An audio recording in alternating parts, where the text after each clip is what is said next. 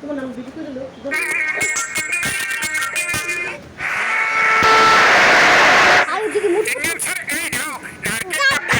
আমাদের বাসের বিজনেসের শুভ উদ্বোধন করো। আমি যদি তোমার উদ্বোধন করি তাও বিপদ, আর যদি না করি তাও বিপদ। আমি চলে যাচ্ছি, যখন উদ্বোধনটা হয়ে যাবে আমাকে ফোন করে দিও, আমি চলে আসবো। Bye bye, tata. ওই দাও, উদ্বোধনটা আমি দিয়ে দিচ্ছি।